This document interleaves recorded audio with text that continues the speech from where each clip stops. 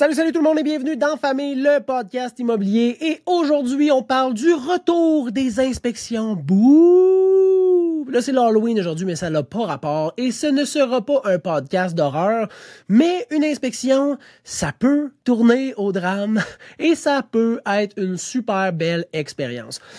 Je parle de ça parce que les inspections, c'était disparu avec la COVID. Les gens ne faisaient pas inspecter, voulaient retirer le plus de clauses possible qui pouvaient peut-être faire que la transaction échoue. Et l'inspection, ça l'a comme bumpé. Parce que si tu as 14 offres d'achat, puis tu en as une avec une inspection au même prix qu'un autre, puis que les deux sont gagnantes, il y a des maudites bonnes chances que le vendeur prenne la promesse d'achat qu'il n'y a pas d'inspection. Puis, moi, je ne suis pas un courtier qui va conseiller de ne pas faire inspecter. Si mon client me demande est-ce que la condition d'inspection vient ajouter un facteur défavorable à mon offre d'achat, je ne peux pas dire non. Parce que chaque condition, des changements d'inclusion, changement de date de prise de possession, financement, inspection, test d'eau, test de champ d'épuration, peu importe, c'est des conditions. Chaque condition a son lot de risques, donc chaque condition est défavorable. L'offre la moins probable à chier, là, puis à tomber, c'est une offre payée cash avec la preuve de fonds à un prix vraiment élevé sans aucune autre condition. Et ces offres-là, ça n'existe pas beaucoup. Ça n'existe pas beaucoup. Mais là, le marché tend à se normaliser. Là, il y en a qui pourraient dire se calmer, refroidir, crasher, tomber, piquer du nez. Moi, j'aime mieux dire il est en train de se normaliser. C'est encore un marché qui est très rapide, mais l'offre et la demande lentement vont se rejoindre. Fait qu'on revoit des inspections. Puis là, je marchais tantôt puis je me disais, il y a bien des choses positives, négatives, qui font peur, qui font pas peur sur l'inspection et je voulais vous en faire part. Je me suis dit que c'était un sujet de l'heure, un sujet chaud, un sujet somme toute controversé, mais c'est un sujet que je veux aborder quand même. Je vais vous aborder plusieurs points. Ils ne sont pas en ordre de préférence, en ordre d'importance. Ça n'a pas rapport. Là. C'est juste, je marchais, je me suis mis des notes. Puis je vais passer au travers pour vous donner un peu mon takeaway, mon feedback de tout ça. Puis une couple de commentaires. Puis probablement que là-dedans, il y a une couple de conseils que vous allez pouvoir prendre, mettre dans votre sac à outils pour faire votre prochaine transaction immobilière. Fait que la première chose, l'apprentissage. Pour moi, pour les courtiers. Moi, quand j'ai commencé, là, j'avais un jumelé qui était neuf.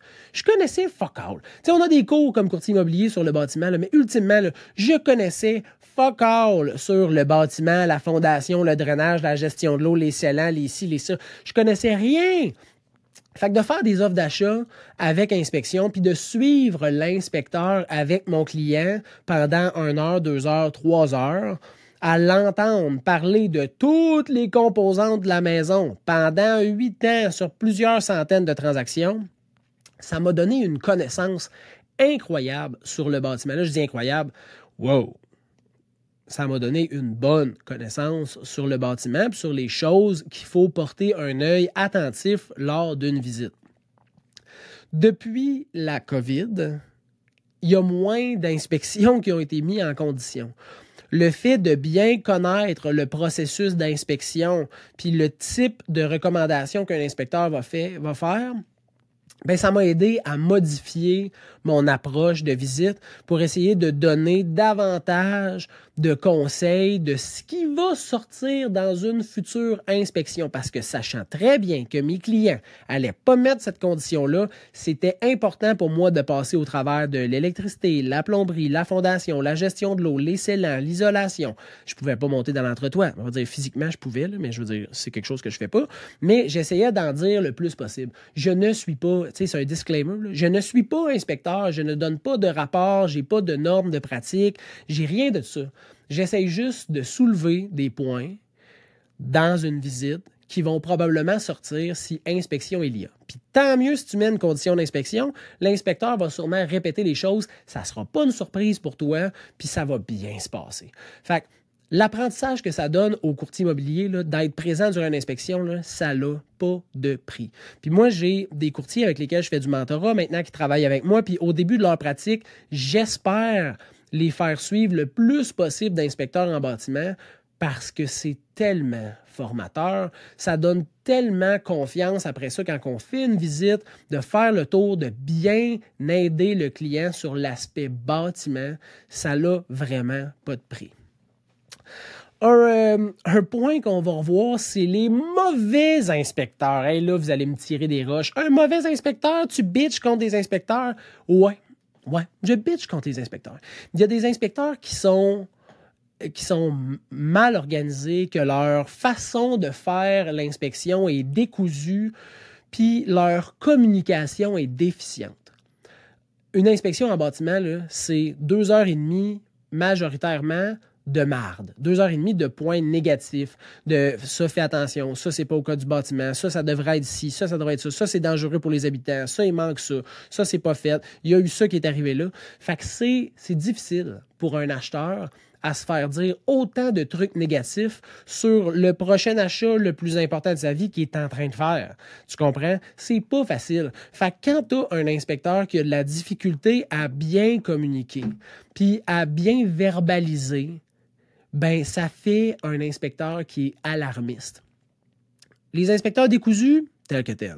Les inspecteurs broche à foin, tel que tel. Ceux qui sont là pour prendre juste des photos, ça prend 30 minutes, Chris Lecan envoie le rapport 2-3 jours après, tel que tel. Mais ceux-là qui font comme ça, madame, là, ça, monsieur, là, ça, c'est une trace d'eau, ça. Ça, une trace d'eau, là, ça veut dire que ça l'a déjà coulé. C'est une infiltration d'eau, mais c'est de l'eau. L'eau, c'est la moisissure. La moisissure, c'est les problèmes de santé. Les problèmes de santé, c'est la mort! Ça, là, on n'a pas besoin de ça dans une inspection. On a besoin de quelqu'un qui va dire « Oh, ça, c'est une trace. Hein, c'est une trace d'eau sur une tuile de plafond suspendu. » Il lève la tuile, voit que c'est un tuyau. Le tuyau, il n'est pas isolé. C'est probablement qu'il y a eu de la condensation. Je ne peux pas vous dire qu'est-ce qui s'est passé, mais je pense que ça pourrait être ça. Je touche la tuile est sèche. Ce n'est pas un problème qui est actif. Je vous conseillerais probablement juste de mettre un isolant. Je vois que c'est un piping de cuivre. Peu importe. Mais d'essayer d'aider le client à comprendre, puis de ne pas alarmer le client. Hein? Le but, c'est de témoigner visuellement de ce qu'on voit, puis de donner des conseils. T'sais. C'est ça l'objectif. Fait que quand tu pognes un inspecteur qui a de la difficulté à bien verbaliser, communiquer, c'est vraiment plate. Puis tu sais, j'en ai vu des inspecteurs, comme je dis, là, qui arrivent, sont deux, ils prennent des photos, un en haut, un en bas, prennent des photos, clic, clic, clic, clic, clic, clic, clic, clic, clic, clic, clic, ils s'en vont, le rapport dans 48 heures. Quel service de merde, tu sais. Quel service de merde. Les meilleurs inspecteurs que j'ai vus, là, ils arrivent 30 minutes avant le rendez-vous, sont déjà prêts à faire le tour de l'extérieur avec le client pour leur expliquer ce qu'ils ont vu. Après ça, ils rentrent, ils s'en vont dans le sous-sol. Après ça, ils s'en vont au premier étage. Après ça, s'il y a un deuxième au deuxième, ils finissent par le grenier, puis ils finissent par faire un résumé sur papier avec le client, puis ils posent des questions aux clients à savoir s'ils ont bien compris, s'ils ont des questions. Ça, là, c'est une inspection bien faite. Fait que des mauvais inspecteurs, c'est plate, là, mais ça tue une transaction pour les courtiers, pour les acheteurs, pour les vendeurs. Il y a juste eux autres qui ont fait une transaction, mais eux autres, ils ne savent pas qu'ils communiquent mal. Fait que c'est plate, mais ils changeront probablement jamais. Ce qu'on va revoir avec les inspections qui reviennent aussi, c'est des acheteurs qui prennent peur.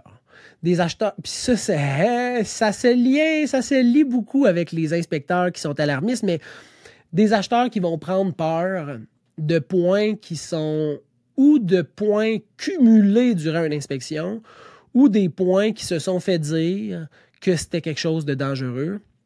Puis là, une fois que la peur est là, la raison n'existe plus. Fait que tu peux pas dire, ouais, mais soyons logiques, on est capable de faire ci, on pourrait faire une négociation, on pourrait demander ci, on pourrait demander ça. La peur est dans la cabane. Là, je veux dire, la maison est en feu, elle va tomber, elle a le cancer, c'est fini. J'ai des clients qui ont fait des arrêts de procédure en pleine inspection pour des choses qui, pour moi, étaient comme, c'est un fait, on s'en rend compte présentement, mais ça se modifie. Puis comme l'inspecteur dit, c'est des choses qui peuvent se travailler, se changer, se rénover. Mais quand l'acheteur a peur, c'est terminé. Fait que ça, on va revoir ça. Des transactions qui vont avorter pour des points qui sont, à l'opinion de certains, pas des points qui valent la peine d'annuler une transaction, mais ça va arriver. C'est plate, mais quand la peur est là, la transaction est terminée. Je me suis marqué comme note lecture du rapport versus discussion avec l'inspecteur. Si j'ai des clients qui me disent « Ouais, je vais attendre le rapport avant de regarder voir qu'est-ce qu'on fait », très mauvaise façon de procéder. Le rapport est là comme un guide écrit, physique, sur lequel tu peux te baser pour faire l'entretien des prochaines années ou pour négocier des points qui sont non connus à l'achat, non connus par le vendeur, non connus par l'acheteur, pas mentionnés à la déclaration du vendeur, qu'on se rend compte durant l'inspection puis qu'on fait comme wow, wow, wow, wow, wow. Ça, cette affaire, c'est super important. Il y a une infiltration d'eau présentement dans la toiture. Il faut que ça soit réglé, là. On n'ira pas de l'avant tant que l'eau coule en haut. On va s'entendre sur quelque chose, puis après ça, on passe à l'action, puis on passe à autre chose. T'sais. Si tu attends de lire le rapport parce que tu étais plus ou moins attentif durant l'inspection, que tu n'as pas posé de questions à l'inspecteur, moi, je gage, là, tu as 50% de chances de ne pas acheter.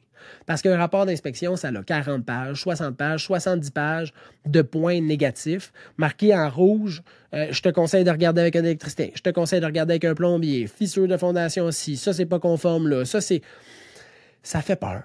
T'sais. Tandis que quand tu es là avec l'inspecteur, là, il peut nuancer les propos, expliquer verbalement ce qu'il ne peut pas expliquer sur papier. Parce que, ben oui, l'inspecteur se mouille un petit peu plus verbalement avec son client que dans le rapport. Parce qu'il n'y a pas de trace de verbal. Fait que, tu sais, si c'est quelque chose que tu es capable de réparer toi-même, il va te le dire probablement que tu peux le réparer toi-même. Mais dans le rapport, ça va être marqué de prendre un expert et de faire expertiser, de pousser plus loin parce que lui, il n'a pas la réponse, puis que ça peut être dangereux, puis ça peut entraîner ta la... C'est ça. Fait que parle avec l'inspecteur, attends pas le rapport. Quand tu sors d'une inspection, normalement, là, tu sais qu'est-ce qu'il y en est. Si tu attends de lire le rapport pour savoir qu'est-ce qu'il y en est, moi, je trouve, c'est mon opinion, je trouve que c'est pas une bonne façon de procéder. D'attendre le rapport pour donner ta décision, soit, il n'y a pas de problème. Mais d'attendre le rapport pour te faire une tête, mauvaise façon de procéder. On va revoir aussi des conseils de mon oncle. Genre, j'ai reçu le rapport, je l'ai envoyé à mon oncle m'a dit puis là, il t'a râlé de la merde pendant 15 minutes, comme quoi c'est une maison de merde, puis que tu devrais pas acheter ça, puis hey, comme je viens de dire, là, il était pas là à l'inspection. Il le sait pas. Lui, il a juste vu la photo, il a juste vu le rapport. Le conseil de ton mononcle, là, c'est peut-être pas le conseil le plus judicieux de rappeler l'inspecteur puis de poser des questions. Ah ben là, ça, c'est peut-être un conseil que tu devrais suivre et appliquer dans ta transaction. Ça, c'est si tu n'as pas communiqué avec puis tu n'as pas échangé avec verbalement durant l'inspection, qui était ultimement ton moment où tu payais pour être en privé avec l'inspecteur sur les lieux de la propriété que tu veux acheter. Il n'y a pas meilleur moment. Il n'y a pas meilleur moment pour avoir des conseils. Mais si tu envoies le rapport à ton oncle puis qu'il lit ça à distance, c'est sûr qu'il va dire que c'est une maison de merde. Puis d'ailleurs, je ne me suis pas marqué le point, mais je tiens à le mentionner. Avoir un rapport d'inspection sans être là avec l'inspecteur. Fait que, mettons, tu fais un offre d'achat sur une maison, conditionnel au financement, puis conditionnel à l'obtention du rapport pré-achat de 2021, mettons. Là, on est en 2023, de là 2 ans. Là, tu lis le rapport. Si tu n'as jamais lu de rapport, que c'est ta première maison, mauvaise façon de procéder. Ça se peut que tu trouves qu'il y a bien trop d'affaires, parce que ton analyse puis ton expérience ne te permet pas de relativiser, d'être objectif. Puis de te baser sur ce que tu sais déjà, puis tu fais comme, ouais, ça, je sais, c'est dans toutes les maisons, ça, c'est normal, c'est dans toutes les maisons, ça, c'est correct, mais tu sais, c'est un stress que je suis capable de vivre avec, ça, c'est quelque chose que je suis capable de gérer moi-même. Ça va être plus difficile pour toi. Fait que je te conseille de faire inspecter, puis de suivre l'inspecteur. C'est une maudite bonne affaire. Du temps investi, je me suis marqué ça comme note. Parce que, ultimement, là, j'ai passé vraiment moins de temps. J'ai malheureusement fait très peu d'inspections dans les 2 dernières années. Une inspection, c'est je m'en vais là-bas 30 minutes, 2h30 là-bas, je reviens 30 minutes. Ça m'a pris 3h30 de ma journée. Je me suis juste marqué ça comme note. Le temps investi. À vrai dire, je suis tout le temps vraiment fucking content d'aller faire une inspection, mais des fois, j'arrive sur une inspection, puis le professionnel qui est là, qui est, à mon opinion, pas top professionnel, ça peut faire une fucking longue inspection. Ouais. C'est comme il y en a une que je viens de faire, c'était en cantonais. J'ai pas tout compris là, en cantonais. Quand il pointait des affaires, je savais à peu près ce qu'il voulait dire parce que j'ai une bonne connaissance sur le bâtiment, mais ça peut être long, une inspection. Mais bref, c'est pas un point super important, mais le thème marqué en note, j'aurais dû l'effacer, hein, parce que ça prenne 3h30, 4 heures de ma journée, on sent Christ-tu quand même. Ça vaut la peine d'être là, puis de faire le tour des lieux complètement avec quelqu'un de professionnel. C'est priceless. Des demandes coûteuses. Ah, ça, c'est un point. Ça, c'est un point. J'ai fait une vidéo justement là-dessus sur TikTok aujourd'hui, là, mais j'ai une situation où on a eu une inspection. Puis la propriété est en ordre. Il y a des petites choses, comme toutes les maisons, hein, comme tous les humains, comme toutes les relations, comme tout. Il n'y a rien de parfait. Il y a des petites choses, mais rien de bien grave. Fait que là, on fait une demande de... Sur 6 points, on en efface 2 avec les clients pendant que je discute avec eux autres. On fait 4 demandes. Le vendeur nous revient et dit « Non, moi, je suis pas prêt à faire tes 4 demandes, mais je peux te donner 500$. » Puis là, je fais comme 500$. Tu fais quoi avec 500$ en 2023? Pas grand-chose. Fait que là, je jase avec mes clients. Je dis « Gars, moi, je vous conseille 1500$. » Ils demandent 2500$ à la place. Le vendeur a déjà une deuxième offre d'achat d'accepter, en deuxième rang. Fait que là, ce qui peut se passer, là, c'est que la transaction peut tomber à l'eau pour, on va dire, entre 500$ puis 2500$. Quand je dis que ça peut être coûteux, là, ces clients-là, ça fait 2 ans que je cherche avec eux autres. 2 ans. Dans les 2 dernières années, il y a eu 40% d'augmentation de valeur. Fait qu'une maison de 200 000 vaut pas loin de 380 000 présentement. Actuellement, la prise de valeur est moins grande. Mais s'ils annulent la transaction, ça lui a pris 2 ans à trouver de maison. Mettons là, avant d'en retrouver une, ça va prendre, mettons qu'on dit 1 an. Dans 1 an, la maison de, mettons, 400 000 vaut, on va dire, 3% de plus.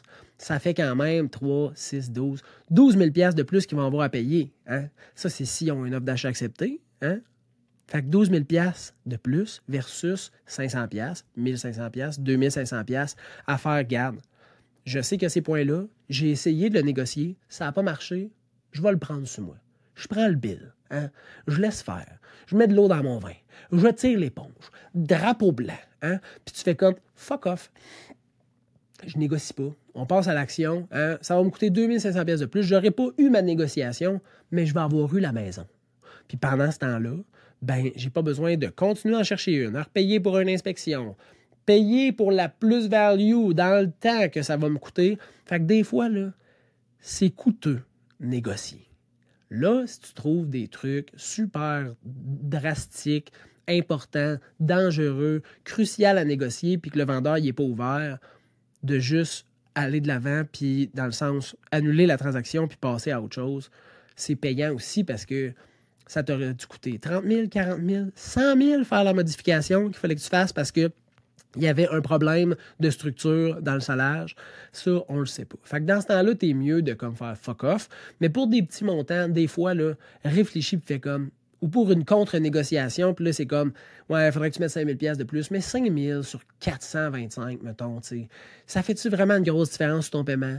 Pas assez pour que tu ne donnes pas le sprint de fin de course que tu aurais pu donner puis qui aurait fait que tu serais propriétaire puis tu aurais réalisé ton projet. Fait que des fois, les demandes là, sont coûteuses.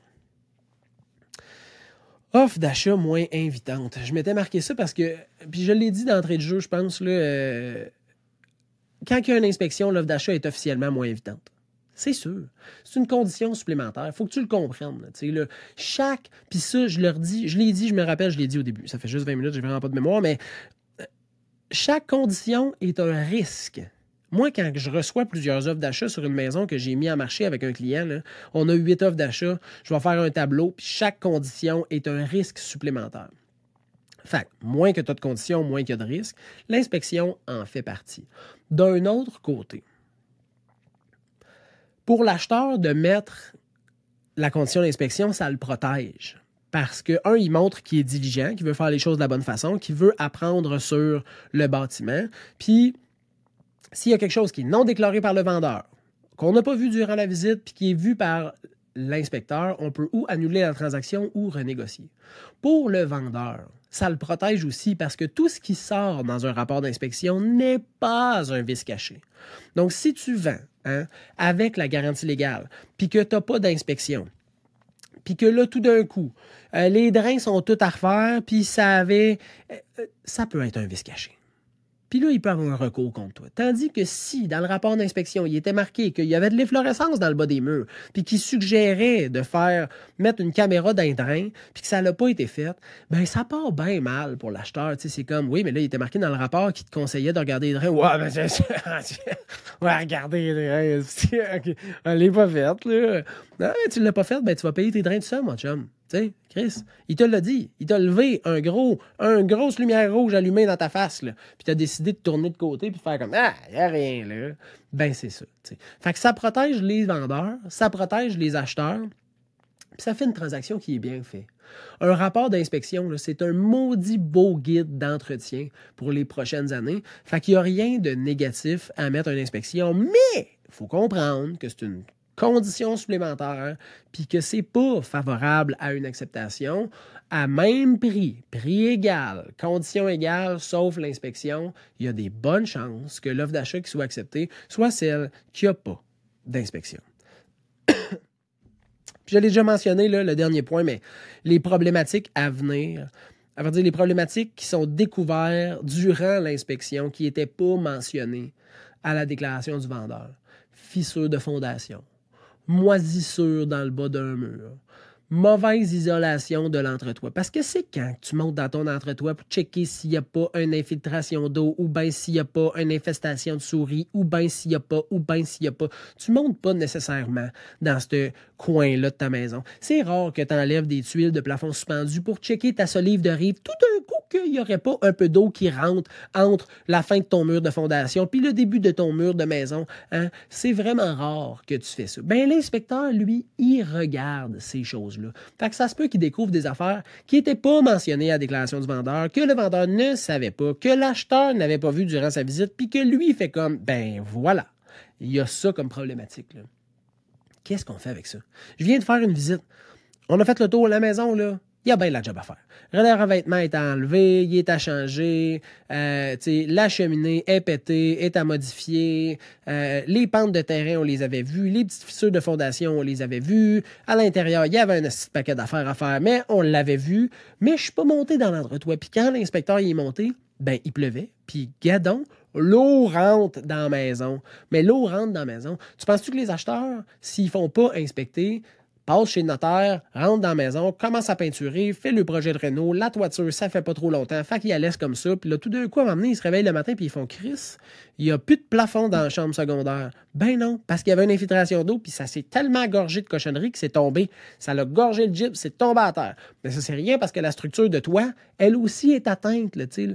Fait qu'un problème comme ça qui est pas connu, durant la vente, peut perdurer vraiment longtemps, puis créer vraiment une grosse problématique. Tandis que là, on l'a découvert, il n'y a rien à la structure. C'est même pas mouillé sa laine parce qu'il y avait un polythène. Ça va être réglé cette semaine ou la semaine prochaine, puis il n'y aura pas de problème. Tout ça parce que l'inspecteur est monté, puis il l'a montré. Puis quand l'inspecteur est descendu, puis il a dit « Tout est beau, là, l'isolation, il y en a en masse, on voit vraiment la ventilation, ça tire bien, les évents, puis le maximum, c'est bien scellé, il n'y a pas d'infiltration d'eau, sauf à 2 places où l'eau rentre présentement. Les acheteurs font comme « Fuck, l'eau rentre? » Oui, l'eau rentre, mais c'est réglable facilement. On l'a vu de l'extérieur, c'est le fascia qui est décollé, l'eau rentre entre le fascia puis la fin du bardeau. Tu pousses, tu lèves la languette d'aluminium, tu pousses ça, tu rebaisses, tu mets une vis, c'est fini. T'sais. Là, c'est peut-être pas ça que le couvreur va faire ou que le gars de revêtement va faire, mais ultimement, c'est à peu près ça qui est à faire. T'sais. Mais si l'inspecteur n'était pas monté, là, il n'y aurait jamais eu personne qui l'aurait su, puis ça aurait probablement créé une grande problématique. Fait que les inspections sont de retour, mais sont de retour pour une maudite bonne chose. Par contre, si tu es un acheteur, pars avec la prémisse qu'il n'existe pas. Il n'existe pas de maison parfaite. Fait que capote pas, man. Demande des conseils, écoute les professionnels, analyse à tête reposée, refroidie, calmement. Puis objectivement, qu'est-ce qu'il y a à faire, comment le faire, pourquoi le faire, puis va de l'avant, parce qu'il n'y a rien de parfait. Pour le vendeur, d'avoir une inspection, là, pense que ça te protège aussi. Parce que tout ce qui est là-dedans, là, c'est pas caché. C'est pas un vice caché. C'est dans le rapport. Il y a une photo, une mention, un conseil, une date, un inspecteur, tout est signé. Hein? Puis pour le courtier, là, c'est important de protéger et ton client si tu es le courtier du vendeur et ton client si tu es le courtier de l'acheteur. Fait que c'est une maudite bonne affaire. Puis en plus, tu vas apprendre. Si l'inspecteur est compétent, moi, à chaque inspection, j'apprends quelque chose. Ça fait 8 ans que je fais ça. J'ai fait des centaines d'inspections, puis j'apprends encore à chaque fois. Fait que les inspections sont de retour, mais sont de retour, puis c'est vraiment positif. Toutes ces raisons-là, puis en plus, les inspecteurs vont avoir de la job. Ils vont continuer d'avoir des inspecteurs, puis on va continuer de faire des belles inspections, puis d'avoir des transactions sécuritaires. Si vous avez des questions, vous pouvez m'écrire au info@commercialserviceimmobilier.ca, tout au singulier. Sinon, on se revoit au prochain podcast. Ciao, bye!